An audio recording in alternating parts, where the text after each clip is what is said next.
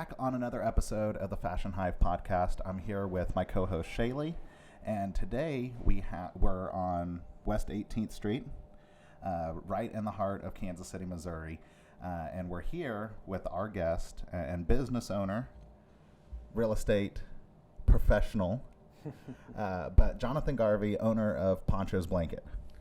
Woo, yeah. Thank you. Yes, absolutely. Well, this has been a while in the coming. You know, we've been wanting to get you on for a while, and I think you've come up in every single one of our podcast meetings. Is like Great. Prospects of like who do we have, and so Jonathan Garvey. Now we finally get you. So super excited to have you. I'm super happy to be here. Yeah, you guys are awesome. Kansas City Fashion Week, iconic in the whole world. You know, everybody knows about you guys. Yeah, well, appreciate that. And Shaley, last time we saw you, you were going on a couple of trips, so you've come back, and now it sounds like you got a couple more that's... Yeah, I am. I'm going to visit my girlfriend who's studying abroad. This video won't go up until after that, so she won't be surprised. But, well, she will be surprised because she's not going to be hearing this. So, yeah, in a few days, she will see me in Switzerland. And is this a surprise? Yeah. Nice. Yeah. I've been coordinating with her roommates and all that, so. Okay. Yeah, I'm excited. Shaley is full of surprises, so, yeah, love that. Cool. Well, again, here on the Fashion Hive podcast, our main objective is to be out and about, talk with individuals who are obviously right in the middle of Fashion Week, but then also to be here with business owners and to be present in the community. And so that's where we are today. We're here again, like I said, with Jonathan Garvey and Pancho's Blanket, and let's dive into it a little bit.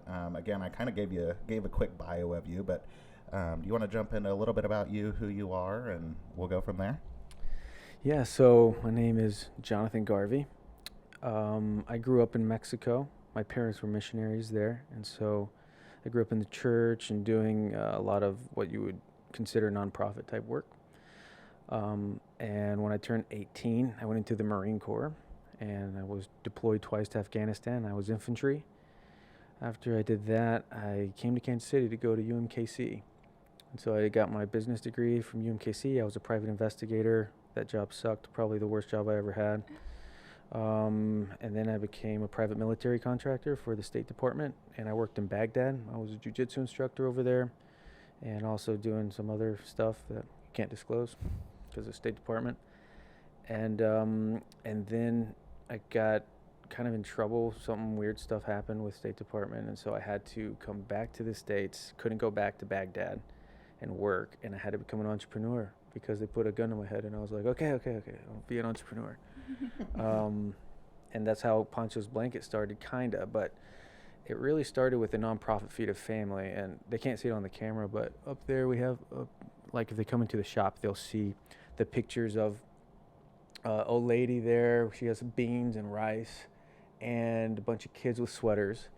So that's our nonprofit called Feed a Family, where we literally, when COVID started, we started a soup kitchen because Mexico didn't allow you to go into a store to buy groceries if you looked like you were 60 years or older.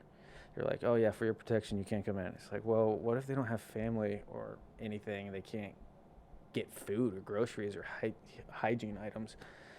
So my family started a kitchen just to give a free meal every week. And people would line up for hours and walk from miles just to get one meal a week. And what was really cool about that, I mean, you hear so many cool stories and you believe whatever you want, but one of the coolest stories I heard is this lady would call it her miracle food because she had no other means of getting food for a while, for months, right?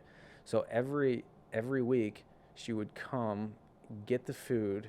It was literally, it was those packages that you see in those pictures, beans and rice. And she said it would last her all week, and she'd be giving to her family. They'd come, and she'd give it to them, and it would last until the next week.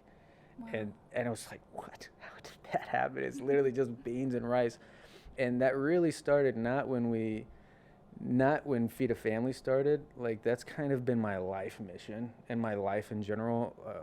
When, like, growing up in Mexico, we would go do very similar things to impoverished communities that were devastated by like landslides and crises that were happening in the mountainous regions of Mexico. we'd go and take them gifts and food, and I was like, wow, like I've been doing this for a long time, kind of. I've been involved with it for a long time at least, and so it's now translated into Pancho's blanket, kind of. You know, that was a long answer. Yeah, no worries. So you've done a lot of different things throughout your life, and I don't know, like they don't all seem connected, even though they are connected in some ways because you went from one to the other. But I don't know, like how did the blanket, like how did Pancho's blanket start with the product itself? The product itself started with this one coat called we call it the Sacco, the OG Sacco, and that just means coat. It's made of 100% wool, and it's made on a foot pedal loom that's 125 years old. And so most of the stuff that we make are from the looms that are 125 years old, and we make it with a 500-year-old method. So the way that the Spanish taught the Mexicans how to use a foot pedal loom, that's literally the exact same way we make our coats. And so I thought that was a really neat aspect of these old artisanal Mexican clothing. So I had this coat, and I would only wear it when I was in Kansas City, because in Mexico it doesn't get that cold. And everyone would tell me, yo, bro, your coat is fire. Where can I get that? And I was like, you can't get that here.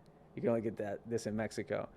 And it was always in the back of my mind, like one day, whenever I can afford to be an entrepreneur, because we always think, I'm going to be an entrepreneur one day. I'm going to have my own business when I can afford it, when I can raise up enough money to make it happen. Mm-hmm. Unfortunately, that wasn't the case for me. What happened was I had to do it for the opposite reason, because I couldn't do the profession that I was used to or trained for. So instead I became, the entrepreneur. But they were basically stoked about this coat, and that's when I was like, this is the time to figure out how to sell these coats. Mm-hmm. And so when all of the COVID stuff was happening, I went with artisans, started to talk to them about making this coat or kind of producing more of them for me. And instead of it just being simple as in like, can you produce a lot of these coats for me? We started to redesign it and created our own unique stencils, our own unique coats. And it became something so much cooler than what I had originally had, so. Yeah. That's really neat. I love that, like, you could just, I'm sure, like, coats, well, most producers would create coats way differently. They don't use, like, those old techniques. Mm-hmm. So I think it just makes it that much more special that they are, like, those techniques are passed down for ages. So yeah. It creates a very different product, even though most people might not know that just by looking at it. Absolutely. It's a piece of art that you're wearing, but not just a piece of art, it's a piece of history. Mm-hmm. It's heritage. Yeah. And that's a hard part to sell, because honestly, if you buy something from North Face or from somewhere else that like there's technology built within those coats, but because of that technology, you can really mass produce it because it's machines that's making it. It's like all tech, AI, basically replacing everything. With ours, it's like 100% man-made, finger-made, foot-made. I mean, even your feet, the feet of the people making it is involved. And I mean, just the history of, wow, you're wearing something that literally a cowboy was wearing. Could be 700 years ago that they were wearing the exact same piece type of thing, So that's neat. And so how does that fit into your mission now here within the store? I mean, you've obviously branched out from that original piece or that original jacket or coat. And now here you are. I mean, we have pieces behind us. You have the blanket. You have the, some of the shirts. You have some of the crossbodies. Obviously that still is a heavily or a big factor, especially your heritage and being still based or having products made out of Mexico. But what does that process look like? Is everything you do from Mexico? Yes. So everything that we do is from Mexico. Some of it's curated from rural villages in Mexico.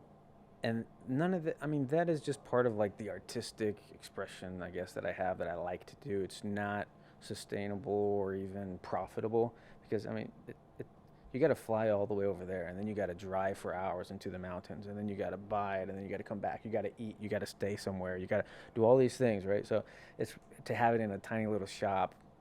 It's not a great business model, but it is an artsy thing. It's an artistic expression. The other things that we do, though, that's not curated necessarily, that we produce, are still artisanal.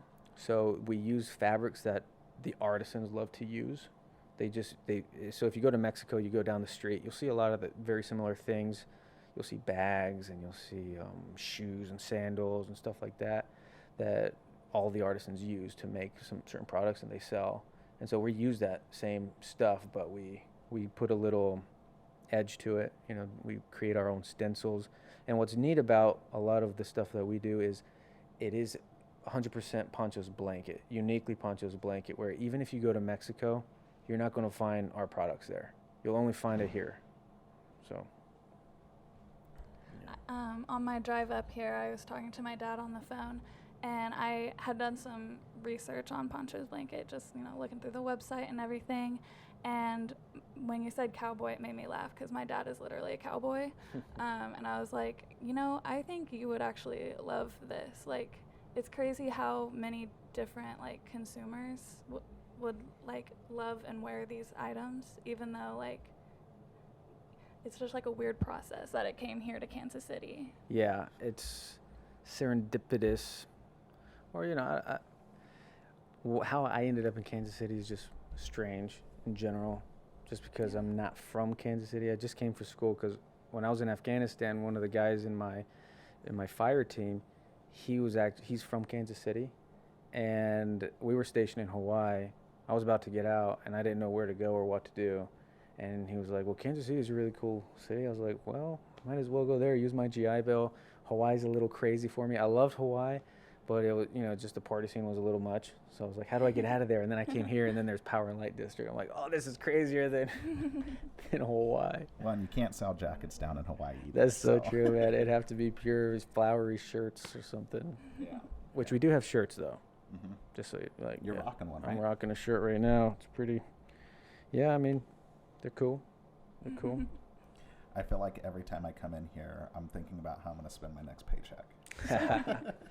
Yeah, man, you get the discount. Yeah, well, and it's funny because, you know, the way we found this, Fashion Week found this, was Eleni and I were out on a tour of Kansas City. Like, we're just going to go find small boutiques and different things like that, and you know, just try and find people and business owners that maybe don't know that Fashion Week is a thing, because that's, you know, that's a big part of it as well. And I think the other component to Fashion Week is that we do the outreach, right? Mm-hmm. At the end of the day, and I think this is something that, you know, Shaley has done an excellent example of, not to like throw you out there like that, but, you know, everyone that you've reached out to and everyone that you've communicated with, it's all been bringing them back home to Kansas City Fashion Week, bringing them back into the loop, providing them an opportunity to have a seat at the table. Yeah. And so we were super excited when we stopped in here, because you were one of our first stops, and we were talking with you, and you kind of gave us this background as to what everything that you had done, right? Been all over the place, Hawaii and Mexico, and like you said, you can't sell jackets there. Right. So it was definitely an interesting thing, and then now here we are, even from the time that we came in 6-7 months ago, you know, now here we are, and you have all of these different pieces that you didn't have prior to. So I'm glad to see that your shop's growing. That's awesome. Yeah, thanks. I mean, the creativity has never been an issue. Me and my brother, we have always been thinking about so many other products that we wanted to release, that we wanted to create. And then we were like, wait a second, like, we still haven't sold half of the stuff that we already have. Getting the whole infrastructure in place is really tough, and especially when it's all handmade the way that we make it, because to make those wool coats that I'm talking about, it's taken us like a year to make, I don't know, 50 of them, a whole year. And we obviously, that's not like this is the only way to make it. No, I mean, there's other ways to do it, in the sense of get other artisans, you know, get other people, contract them out. But just to give you an idea of the complexity of making it, though, it took that long. And so all the ones that you don't sell, you have to pay for. You have to eat that cost. And so the margin of that, plus the shipping, plus all the things, and I'm more of a creative, right? So I like to create things. Like these pictures were one of our, man, we got so inspired. We were like hiking up this mountain. That's the most dangerous volcano in the world. It actually just erupted the other day, the Popocatépetl. And that was the funnest part. I was like, dude, this is such a cool code. Imagine taking the picture right there. And imagine doing this. And imagine, what if we change the lining for this? Or what if we started, what if we got this kind of leather? Or, you know, just, you can really go off, right? Because we creatives, they'll just go off. And I've had to, me and my brother were both creative. So I've had to be like, all right, bro, let's calm down. Let's think about the numbers. Let's think about the boring side of business, which is, well, for me, it's numbers, right? Unless you're that type of person, you think about numbers, that's like your thing. But for us, it's not. And so we've had to really, we're having to figure out logistics. We're having to do the boring part of business if you want to keep doing the fun part of business. Or you have to hire somebody that'll do it. What was the process of figuring all that out like? Well, we're doing it still. Yeah. Like I have a bunch of prototypes right now that my mom brought from Mexico.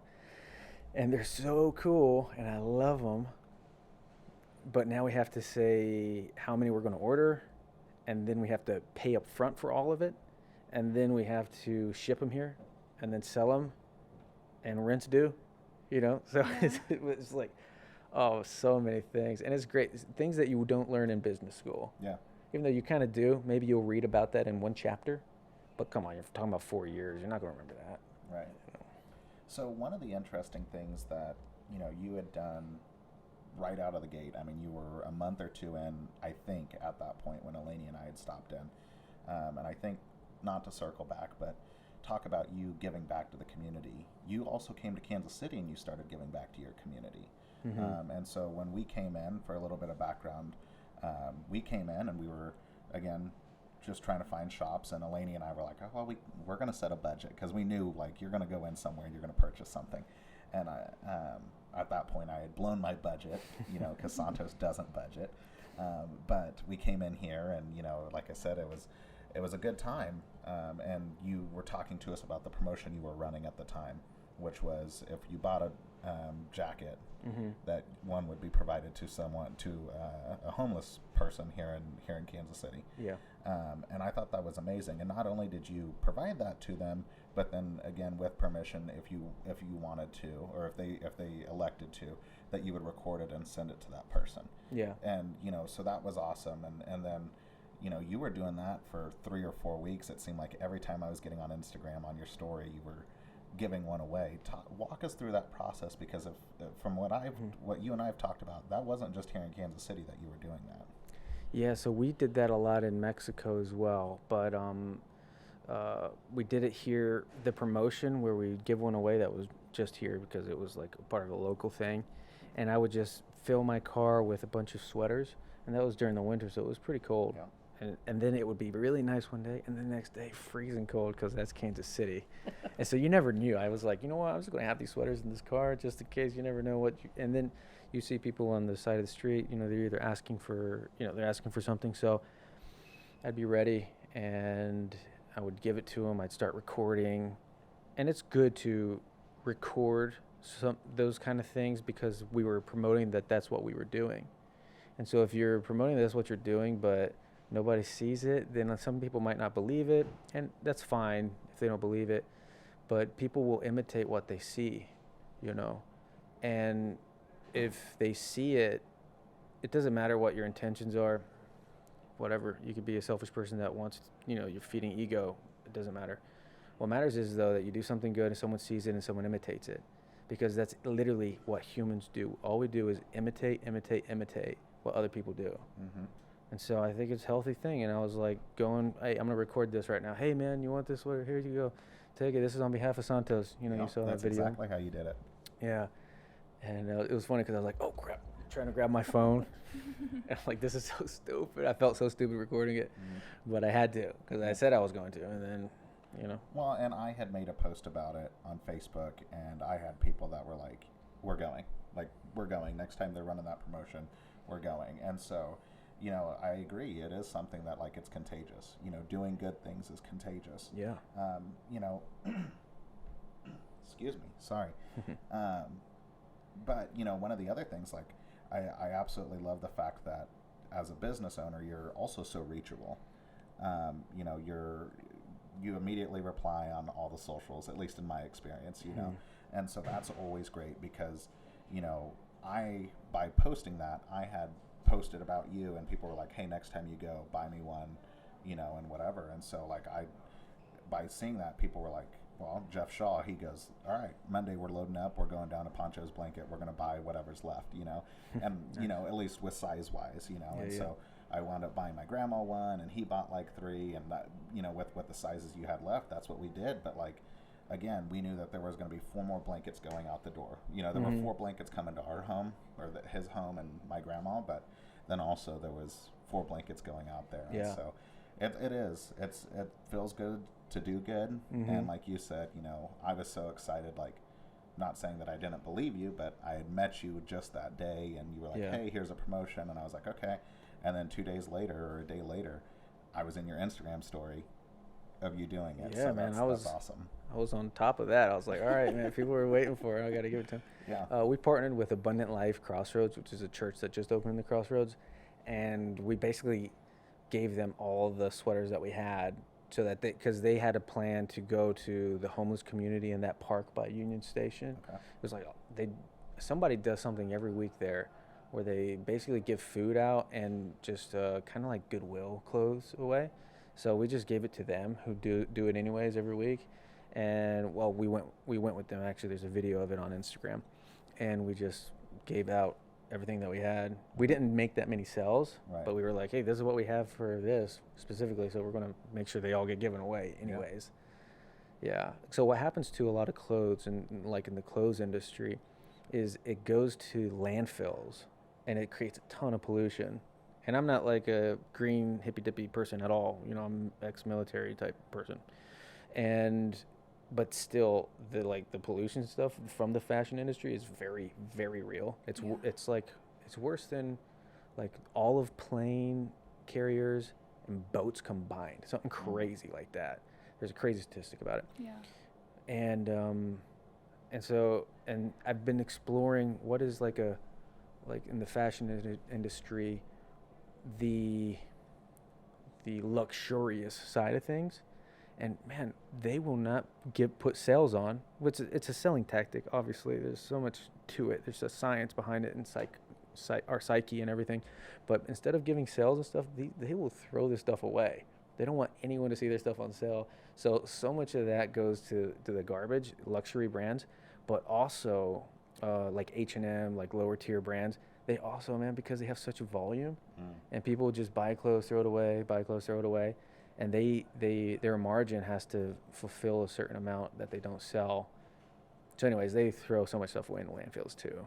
So that was another thing that we're kind of passionate about, not kind of, but very passionate about, is our sweaters that are Paco blankets, they're called online. Those are made from recycled materials, recycled clothes, but not recycled as in you wash it and you're wearing a piece of used clothes. No. Like they throw them in machines, de-thread them, wash them, totally repurpose them. Now we have these threads, and then we make these cloths out of these threads. And now we have like sweaters, some prototype shirts that are super sick, those ones that I was showing you. And so either from us, you're buying super artisanal, cool stuff, wool, a really expensive, nice wool, or recycled. You know, I mean, come on, it doesn't get more ethical than that, you know, and handmade by an artist in Mexico that doesn't know how to read or write, most likely, but they'll make you a piece of art, you know. That's awesome. Yeah. So you might have some bias towards the original coat because that's kind of what started everything, but do you have like a favorite item, maybe something you wear the most often or use the most? Yeah, for winter, I definitely have the bias of the Sacco. Yeah. It is super duper cool. And for summer, I would say our basic shirt. Like the one you're wearing? No, this is one of the new ones that we just created. It's like that one. Okay. Yeah, those are cool. I do like the pocket. It's so nice. The pocket is not standardized in the sense that every pocket's unique because they were all hand-loomed in Nicaragua. Okay. So in Mexico, there's this thing called coralillo. It's a very expensive fabric that's hand-loomed in Nicaragua, and they make a lot of shirts. What are those shirts called, Alexia? Those ones that are guayaberas. So then they make the guayaberas, which are like a very summery type shirt, and they have just some of that fabric on it, very little bit of that fabric on it because it's expensive. And so what we did is we just created a really fitted shirt with the coralillo on it as pocket. And I mean, it's made of really good material where I take it to the gym. I've done jujitsu in it. I take it like out to the streets. It's nice, cool. It's just for everything. I love it. Awesome. Yeah.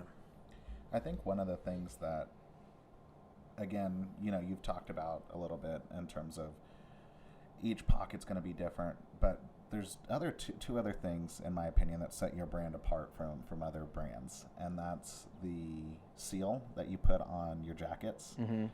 And I think that's cool, and it's funny the amount of people when I would wear my sweater out and about that they're like, oh, where'd you get that? And I just turn around and they're like, oh, okay. Like they know, like, nice. Cause that's it. Like, and you're marketing that still. But the other thing that I really want to focus on is like the wood that you use. Do you want to talk about the process of like the wood buttons and on your bags and on some of your jackets? Yeah, well, the wood comes from a local carpenter over there, so they're handmade, each single one of them, and the process is what you would expect. They have like a little chisel, every single one of them, right? It's not a machine at all. It's like this guy who's probably an artisan who his dad taught him how to do it, and his dad's dad taught him how to do it, and that's why they're so big and bulky and like they're like those you see. Mm-hmm. Yeah, so those are artisanal, handmade as well. Now, some of our stuff, some of the shirts, like the buttons, these aren't artisanal or handmade. We have to just get buttons. It's not that big of a deal. But for the prices of the sacos and even the Paco blankets, the Oso blankets, the reason why we call everything blankets is because a blanket or a poncho is an ambiguous term for a blanket, because a poncho ultimately is a blanket with a hole cut in the middle and you wear it.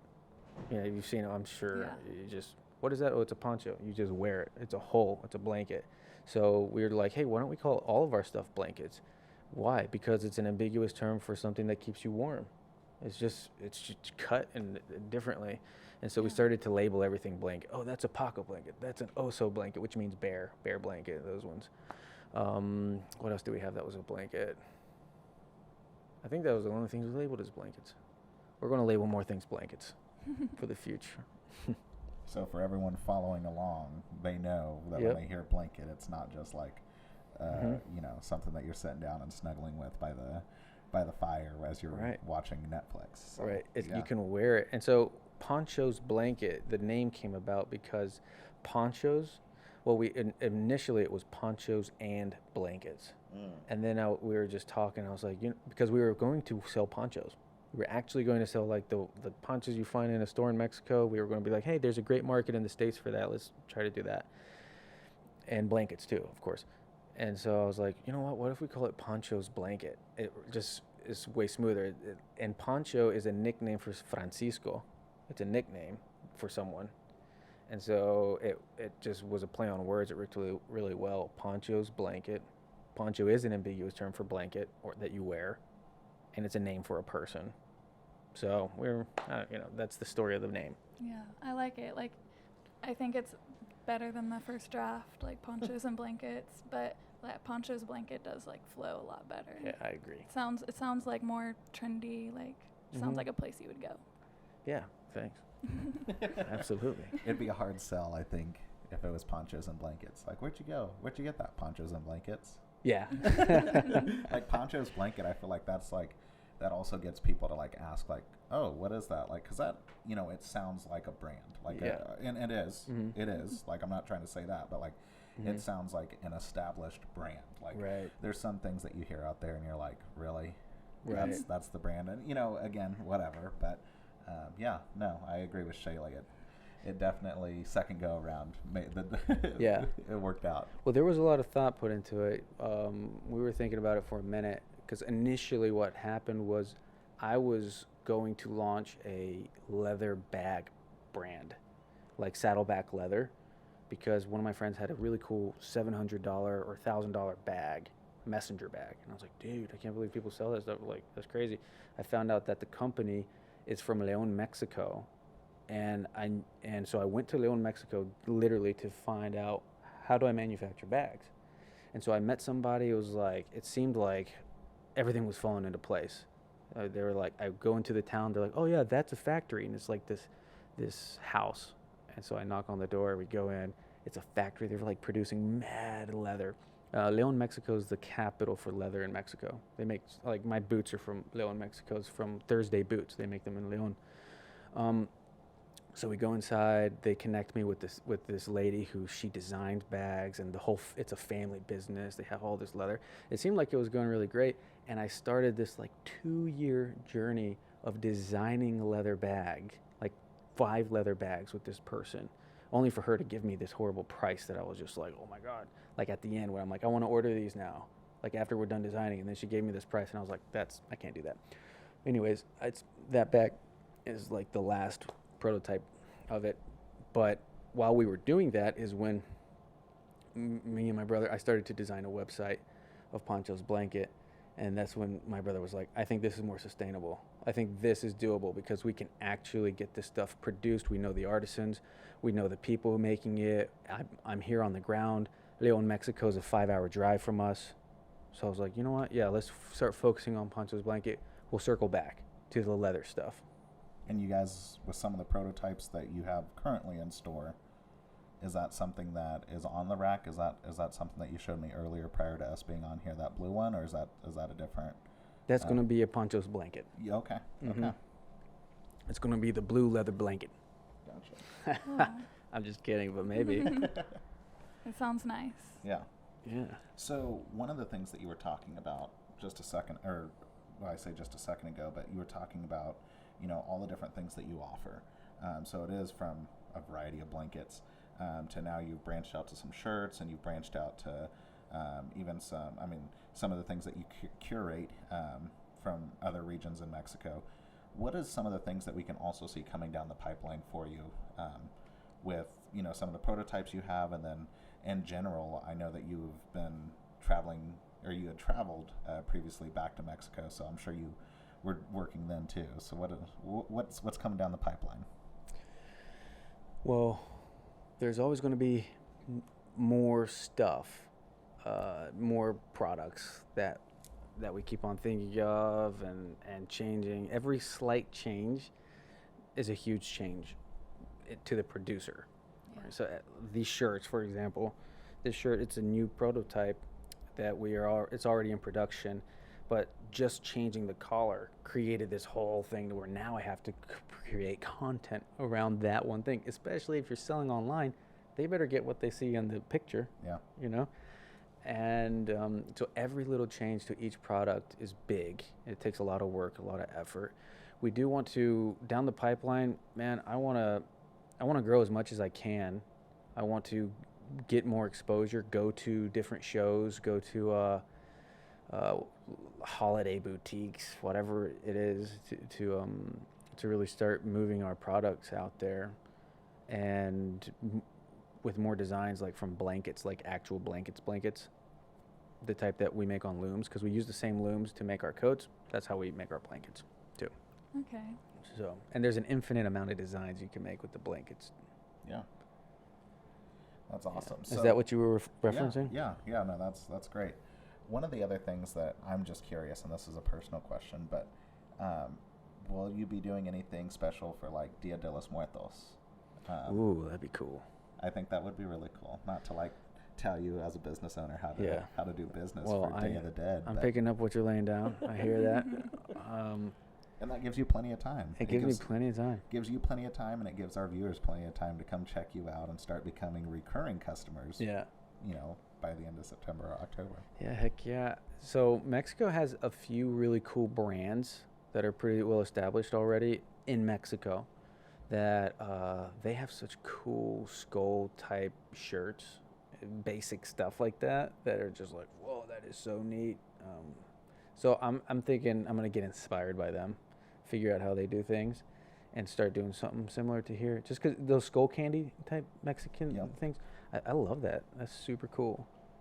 Yeah, and Dia de los Muertos is very different in Mexico than Halloween is here. You know, it's like honoring the dead, which sometimes it gets really weird depending on what region you're in and stuff. But in general, just honoring the dead and remembering what their favorite food was and laying it out there. And you know, it's neat like that, that movie Coco? There you Coco. go. Love that movie. I love So that movie. sweet. Yeah. Yeah. So you've mentioned, you've explained like all of your like artisanal and like traditional elements that go into all your products, but what kind of like spins have you put on like the designs? Like what kind of like more modern or more just like visual elements like have you put on the products? Yeah, thanks. I love that question. We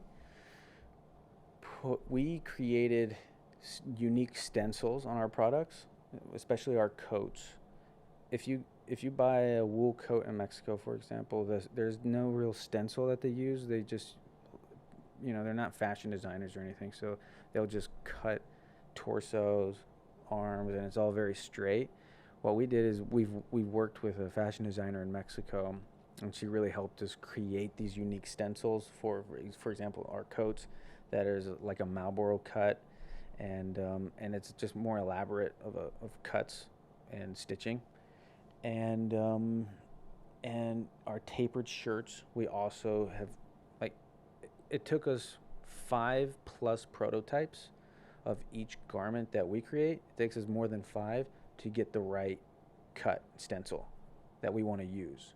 And even then, we're still constantly modifying it, where we're like, hey, so we want longer sleeves, we want shorter torso, we want it to hug the chest more, or looser on the midsection, whatever it is. Every single thing we have to create another prototype and another prototype. And when it comes to changing materials or changing anything at all with the stencil, then it's we have to recreate it, just another prototype. And then you have to pay for every single stencil design, which is a lot more than the prototype, right? So every time you change it and then you get that design, then that's your design, and then you pay for that. Yeah. Cool. Yeah. Well, not to like start wrapping it up, but one of the questions that I've been curious on, and I've never personally asked you this, and we see each other probably 2 or 3 times a month, so I think there's something to be said for me not ever asking this, but what would you say to people who maybe are in your position that they're being forced out of something, or being forced into something? Like what's held you, what kept you going in this? Because you could have just at some point turned away and said, you know, Pancho's blankets or Panchos and blankets isn't going to work out. What kept you going through all of this? It sounds like obviously you've talked about jiu-jitsu being probably one of those grounding effects in your life, but then I've also heard you talk about a lot about your family. Is there anything else, or maybe you want to highlight some of them? That's a loaded question. Well, I'm a man of faith. Faith has a lot to do with life. Everybody, you have faith in something. I've never been to Russia, but I'm sure it's there because I heard it was there, because I saw pictures. And the nature of truth is a corroboration of evidence, right? So, faith, believing that there's a purpose behind the struggles, and suffering produces perseverance. Perseverance produces, what was the verse? You know? How does that verse go? Perseverance produces, anyways, hope, and then hope is never put to shame. I used to know that one by heart. Anyways, so it's always good when you go through challenges in every stage. It doesn't matter what direction you're going, because the challenges at the end of the day is what makes you who you are. I've never met anyone that I admire who hasn't been through something tough. Never, ever. In fact, I don't even like them. You know what I mean? When you meet someone and they're just so privileged and everything's been handed to them, and then they treat you like you need to treat them. like they deserve something, yet they haven't earned it because they're used to receiving things without earning it. And so it's in our nature to resist that, to dislike it. And so a thing I've learned is through humility, I gain allies and people who want to see me succeed.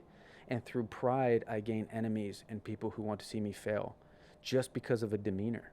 Your demeanor will attract people, and it's contingent upon whether it's your allies or your enemies. A proudful demeanor, people are going to want to see you fail, man. And it's, for someone like Conor McGregor, the crazy, cocky fighter, there was just as many people that wanted to see him fail as wanted to see him succeed, right? But someone who's humble, you just get more people that want to see you succeed. And then the more people that want to see you succeed, the less likely it is that someone's going to sabotage you, right? It'll happen, though. It'll happen because that's life. But I'm going on a tangent. But going back to what you were saying, my fuel, definitely my faith, but my family is a huge one, because my family really huddled around me in a huge way, dude. My mom, everything she could do, and so cliche, right? The mom, she's always there to champion her son, but she would just help me in just the greatest ways, where she was like, hey, in Mexico, I had this room, and I packed it with stuff. Packed it with a bunch of, all the stuff you see in here, that was in one of my mom's rooms at the house. And she would put them in boxes and she would fold them. She's like, hey buddy, I did all these things for you. And she was doing all these things. And I was like, oh my God, thank you so much for believing in this and for helping me. My sister, she's let me stay at her house. As an entrepreneur, you're couch surfing half the time, And my sister, she's a real estate agent too. She's the reason why I'm in real estate now. But, she's let me stay with her. She's not asked me for rent. She's just been just as great as my mom has been, My dad just being there, believing in me. My brother just getting behind me and partnering with me and being there for me all the way and doing all the legwork. Dude, when you start to have that kind of entourage around you, or people who believe in you, the drive for success doesn't become an option. It becomes the necessity. It becomes I'm going to go down dying and swinging before I accept defeat. And what do I define as defeat? And what do I define as victory? That's something that is you got to figure that out. But at the end of the day, it doesn't matter what route I go, they are still on my side. They're my team. And so I have the thing that money can't buy, which is people who love you, right? You can't buy that. But I'm still trying my best to make them proud, even though they're already proud. It's so funny because sometimes we strive and we fight so hard to get something that you already have, But it's fuel still. Yeah, I'll take that to the bank. That's powerful. Yeah. So, yeah. Awesome. Well, it's been a pleasure having you on the Fashion Hive podcast, and we are family. We want to see you succeed Awesome. as Kansas City Fashion Week and as the Fashion Hive. Thank So if there's ever anything we can do, please don't hesitate to reach out. But with that being said, how can our followers and listeners get in touch with you, follow you, interact with you? Where can they see you at? Well, follow us on Instagram, Pancho's Blanket. Just one word, Pancho's Blanket. Check out our story, panchosblanket.com. Come see us at the Bower, which is 18th West and Armour Boulevard. Yeah. Come say hi, check it out. I love to connect with people, especially people who, if they want to do something themselves, and a lot of people, they just love the fashion industry. If they wouldn't call it that, they just love the idea of having their own shirt brand. So many people are like, dude, I wanted to launch shirts. So maybe we can work something out. Maybe I could help you, connect you, tell you what programs I use, what website I use, and because at the end of the day, a rising tide raises all ships, right? Yeah, I agree. Well, you said something there as we're going to continue on this episode, apparently. But, you know, one of the things that really upsets me, specifically with males that are not necessarily in the fashion industry, is like, I can't imagine that you're in the fashion industry. I can't believe that, you know, you do this or that you do that. And I'm thinking, you're wearing clothes, right? Like, and it's the same thing. It's the same people that, like, I can't believe that you're concerned about what you wear. But yet those are the same people that they're like, hey, bro, do you see my new truck? I just got new tires put on that thing. And it's like, totally. Oh, so you do care about your image. It's just a different image. That's a $45,000, $65,000, $85,000 image. And you're mad that I'm wearing a whatever dollar shirt. You know what I mean? Yeah. Like, so. Everybody's about their aesthetics. Yeah. 100%. They're all wearing ponchos. Oh, that's true. They're wearing something ambiguous. Yeah. Yeah. I like that. Well, again, thank you so much for being on the show. You know, it really is a pleasure. Glad that we ran into you, you know, and stumbled into the store. But, you know, with that being said, for everyone that listened, please check out Jonathan Garvey and Pancho's Blankets. Follow them. Follow us if you don't already, Fashion Hive. Follow Shaley. Follow myself on all of our socials. And more importantly, follow Kansas City Fashion Week, because that's where you're going to be seeing people like Jonathan potentially at some of our vendor market opportunities. That's where you're going to be seeing Shaley walking down the runway and being on the green couch when we bring that back. And then that's where you're going to see myself and Tisha and so many other wonderful members of our team. And so it really does mean a lot that you show your support every week by tuning in, but we would really love to see you at one of our shows or one of our vendor market opportunities. Thank you guys for tuning in. Thank you.